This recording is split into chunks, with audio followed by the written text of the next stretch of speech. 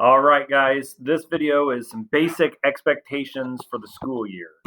Some of these things get covered a little bit more detail in other videos and other documents that I've sent, but I just wanted to go through a few basic expectations for Woodland Elementary. Some of you are new to the building and may not know all these things.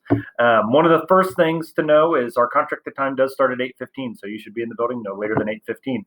If for some reason you are running late, I would really appreciate a phone call or letting the office know that you're running late.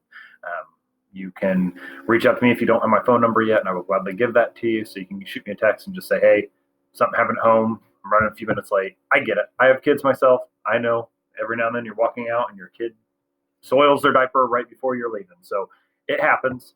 Or if you're a Zimmerman, you send me a picture of a train because you get stopped by a train. I get it. It happens. Just let me know. So 8:15 is your contracted start time. Also, and again, IIB is going to be pretty lax this year. We're, at least to start, we're going to, most of our meetings, if we're meeting, it's going to be talking about things that are going on with this current crisis we're in. But we will be limited. We'll have a few, but nothing crazy. So know that those will be minimal. So I heard the cheers go as I said that. But I would also like every teacher based on, and you'll get this in the reopening plan, but every teacher to be in their doorway by 8:50, if not a little bit sooner, to help greet the kids. Obviously, we can't do all the fancy hand things that we used to do, but I still would like that positive greeting to start the day.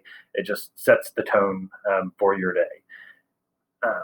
Next, classroom objectives still need to be posted, and that needs to be starting at 9/1. So by September 1st, please have your classroom objectives for the day posted in your classroom, or at least for the lesson that you're doing. So if I walk in or Mr. Richardson walks in, we know exactly what lesson you should be teaching.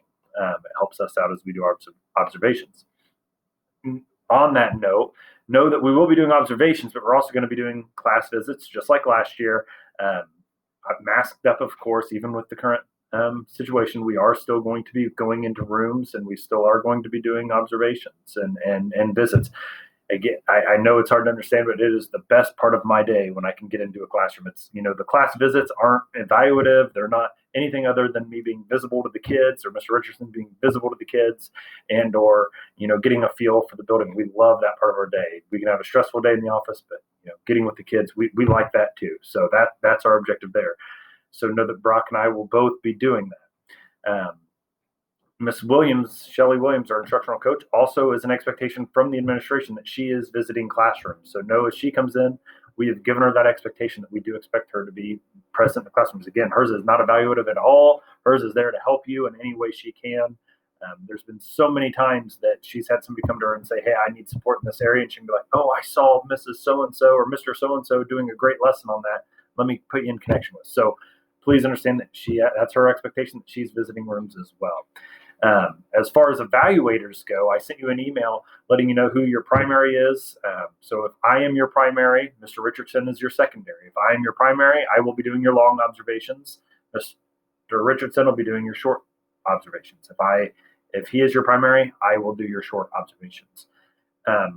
We will eventually give you a schedule to give you kind of a tentative guideline for when those observations will be. But other than that, they're not scheduled. You might know within a week or two of when those longs are going to be, but we don't typically schedule unless it's a special circumstance. I know, like for the school counselor, it's a little bit different because we got to make sure it's a time where they're in the classroom and not doing something that's confidential and things like that. So there are some exceptions, but for the most part, they are pop-in. You might know within a week or two of when they're going to be. If you have any questions about that, please let me know. Parking, at Woodland, we do park in the back of the building. If you notice, there's not much parking up front, so please park in the back. And if you have any classified staff you are their direct supervisor, like special ed, title, things like that you have classified staff, please encourage them or ask them to park in the back as well. Their key fobs will let them in those doors, so they need to be parked in the back of the building. And if you could park in the back of the building as well. We just don't have that many parking spots out front.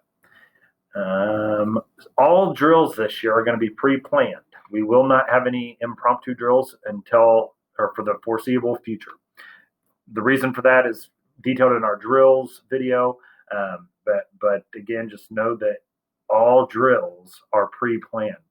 If you don't know about a drill and the alarm goes off, treat it as a real environment where you're going to use that situation a little bit differently than how we're going to do drills. We're going to do drills in a more staggered fashion this year, as to try to eliminate congestion.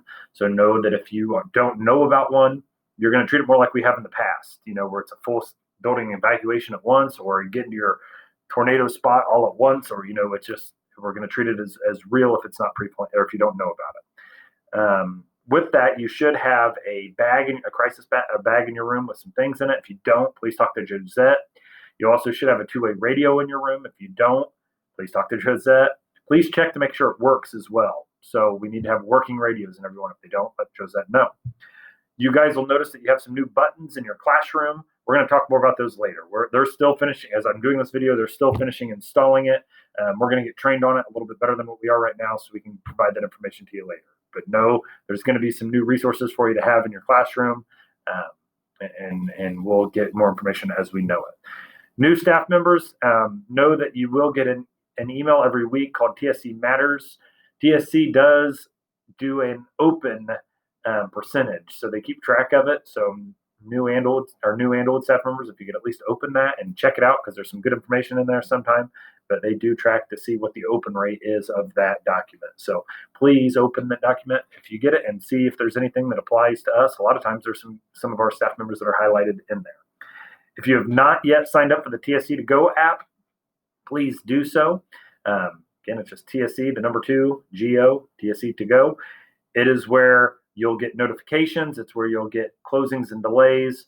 When you go in there, you're going to go to notification or more notifications, and then you're going to make sure you click on Woodland and TSC alerts and delays. That'll help you be in the know about everything going here and when we have snow or fog delays or anything like that for any reason. Any question about any of these things, please don't hesitate to contact me. Thank you.